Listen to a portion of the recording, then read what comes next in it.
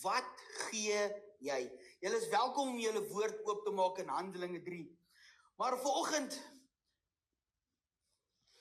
my inleiding is 'n ware verhaal.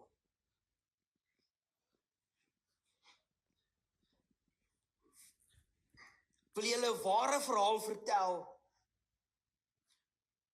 soos wat Jesus gekruisig is, dis 'n ware verhaal. Dis nie net 'n storie nie.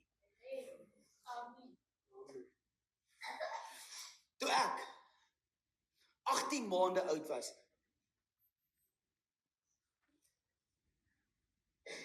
wie van julle weet hoe besig is 'n 18 maande oue kind?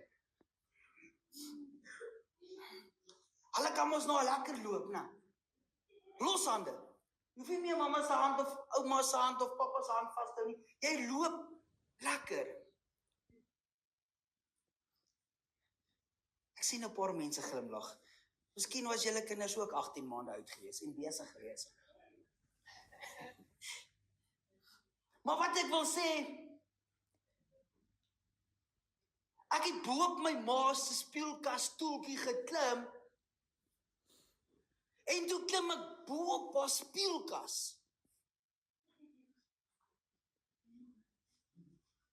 As julle prentjie mense is, kyk hierdie klein mannetjie net so. Ek was seker so groot gewees, so 2,5 baksteen hoogte is. Hy klim ek op die stoeltjie op die speelkas en hier sit ek toe. Wat dink julle toe gebeur? Ek het nie afgeval nie.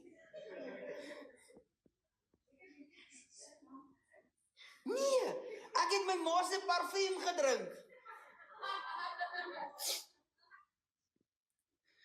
En ek drink die hele botteltjie klaar, daar het so 'n bietjie oorgebly.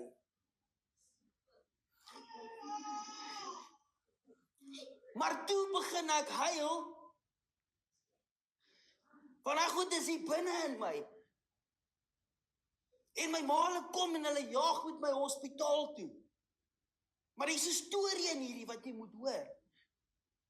Soos ons ry in die kar en ek huil en ek skree, begin die hele kar binne naderhand ruik na die parfuum.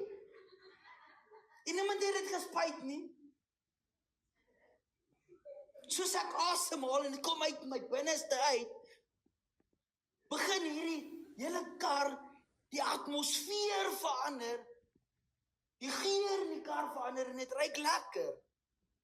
En ek kom by die hospitaal en iets gebeur en die dokter, hulle pomp my maagie uit en maar in hierdie storie is daar iets diepers as net 'n ware verhaal. As ons dit vandag vat, as ons dit terwyl ek voorberei en Heilige Gees begin het en hy vat my terug 42 jaar terug toe. En ek beleef al hierdie goed. Maar hy sê, dis waaroor jou preek gaan vandag. Wat gee jy? As ons vandag daaraan dink, kan ons iets geestelik daaruit leer. Ja, dit was nie lekker nie, ek kan nie onthou hoe dit geproe nie, maar ek glo nie dit was lekker geweest. En ek het my ma gebel en vir gevra, mamma, hoe presies oud was ek geweest? Sê van jy was 18 maande oud geweest. My ma onthou nog sulke goeders. Ek onthou net ek was bitter klein. Dis wat ek onthou. Maar gelukkig het ek nog 'n ma wat vir my kan sê jy was 18 maande oud. En ons lag toe lekker daaroor. En sy vra toe vir my, nou wat, hoekom wil jy weet? Ek sê vir ma, jy gaan dit hoor. Iets gaan gebeur. Want wat binne jou is, gaan uitkom. Dit wat hier is, gaan uitkom. As jy vol is van negativiteit, gaan negativiteit hier uitkom. As jy vol van haat is, gaan haat hier uitkom. As jy vol van die verkeerde goed in die lewe is, gaan die verkeerde goed hier uitkom. Maar wanneer jy vol van die Heilige Gees is, gaan die Heilige Gees hier begin uitkom. Hy gaan begin hier uitwerk, deur jou en daar gaan begin lewe gebeur vir jou boet en jou sissa. Jy gaan nie dan iemand wil doodspreek nie, jy gaan lewe spreek. En dis die geur, dis die reuk wat die ander dan sien.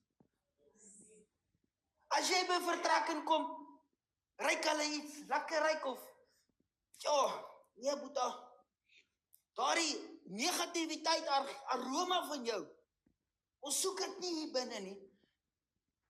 Of as jy daar instap en dan, die vars geur. Op 'n tyd staan ons by 'n plek en bid, op 'n plaas. Die volgende oomblik ryk ek brood wat nou gebak word, nou. En dan vra, is iemand besig om brood te bak hierso? Hulle sê, nee, niemand bak brood hier nie. Ek sê, ek ryk brood, iemand bak brood hierso. Kom die geur van die Heilige Gees, wat net daai vars, daai diep geur. En ek besef, hierso gebeur iets. Ons is nie hier vandag om net te gesels nie. Ons is hier vandag om goed vas te maak in die Gees, goed te breek wat moet gebreek word. Mense wat bevry moet bevry word. Pinkster wat ons laasweek gevier het, die wat nie was nie, hulle het gemis. Maar vandag gaan dit weer wees. Ons het laasweek die Pinkster, dooping Heilige Gees, alles ervaar, en ek weet, God kan dit weer doen. Ons hoef nie net, Pinkster was nie net vir 1 Sondag 'n jaar nie. Ons is 'n Pinksterkerk. Pinkster moet elke Sondag gebeur. Maar soveel soos dit my deel is dit ook deel van jou. Ek kan voorbereiding doen, ek kan bid, maar as jy hier kom en jy staan net met jou hande gevou, of jou hande in jou sakke, jy sing so. Ons gaan moeilik deurbreek. Ons gaan moeilik deurbreek. Maar dit vat 'n span, een hele liggaam. God is die hoof. Die drie eenheid is die hoof van hierdie gemeente. Maar ons, elkeen wat hier so sit, maak 'n deel uit van die liggaam. Wanneer een deel van die liggaam seer het, kry die hele liggaam seer. Ons moet mekaar ophou. Dis kom dit so belangrik is om die onderlinge byeenkomste by te woon. Ek weet partykeer is dit moeilik vir omstandighede, maar as jy kan, woon dit by.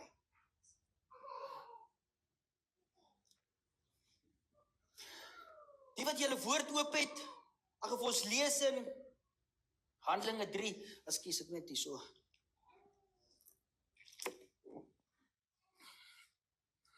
Ek gaan vir ons lees die eerste gedeelte van Handelinge 3 vers 1 tot 7. En Petrus en Johannes het saam na die tempel opgegaan op die uur van die gebed, die 9de uur. En daar is 'n sekere man aangedra wat van sy geboorte af krepeel was.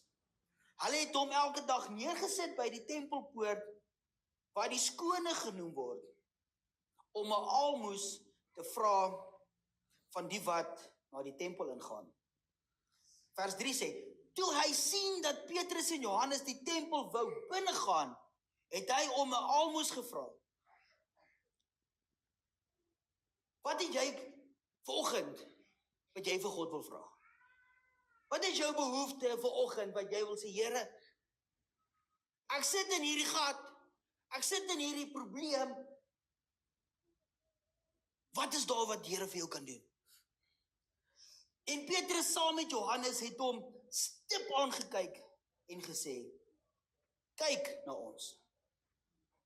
Vers 5 sê, en toe hy sy oë op hulle gehou in die verwagting dat hy iets van hulle sou ontvang. Jy staan vanoggend En God sê, kyk vir my. Kyk, wat benodig jy? Vers 6 sê, maar Petrus sê, silwer en goud het ek nie. Maar wat ek het, dit gee ek vir jou in die naam van Jesus Christus, die Nasarener, staan op en loop.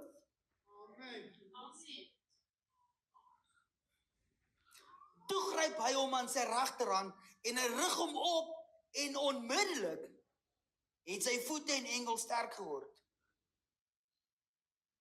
Hier staan nie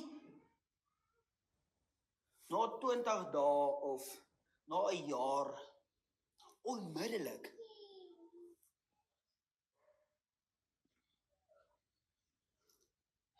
Ons lees hierso, Petrus en Johannes het iets groter gehad binne in hulle, wat moes uit as geld. Ek glo my hart rarig, as hulle wou, kon hulle vir my geld gegee het en gegaan het. Maar dan sou dit nie in die woord geskryf gewees het. Dit sou nie God verheerlik gehad het as daar geskryf is, hulle het by die tempel gekom en hulle het vir die verlamde man 'n almoes gegee nie. Ek dink nie so nie. Maar wanneer wat daar staan, toe hulle hom vat by die hand, hoeveel keer wil jy versuim? Jy weet nie hoe om hier uit hierdie ding uit te kom nie. Maar God staan. Wanneer jy voel jy verdrink, ek het vir jou nuus. Jesus loop op water. Amen. En wanneer jy val en jy roep, help Here, help my. Hy gaan neerbuig, jou optel. Hy gaan nie daar staan en sê, maar jy was stout geweest so 3 weke terug of jy onthou toe jy 10 jaar oud was wat jy gedoen. Nee. Hy gaan nie vir jou sê, jy wil mos. Ek gesê my kind, ek het jou lief. Kom, dan loop. Kom laat ek sommer jou die pad stap. Petrus en Johannes was na Pinkster. Hulle was nog vol van die Heilige Gees. Hulle het iets hier binne in hulle gehad, wat hulle net vir hulself wil hou nie. Wat het jy vandag binne jou, wat jy kan uitdeel? Ek praat nie van jou bankrekening nie. Ek praat nie van al die beeste by jou huis nie, en al die hoenders en die skape, en ek praat nie van dit nie. Wat het jy as persoon by jou, wat jy kan uitdeel? Want God is liefde. Dis kom jy liefde uitdeel, want God is liefde. Die Bybel sê in Efesiërs 3 vers 20, aan hom dan wat mag het om te doen, ver bo alles, wat ons bid of dink, volgens die krag wat in ons werk. Wat se krag werk in jou? Heilige Gees. Handelinge 1:8 sê baie, julle sal krag ontvang. Nie julle gaan miskien nie, julle sal. En hierso sê dit so duidelik vir ons, volgens die krag wat in julle werk.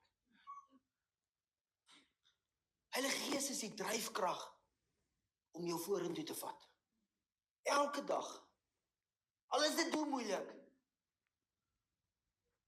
God sal nooit teleurstel nie. Daai verlamde man, hy wou net 'n geldjie gehad het vir die dag.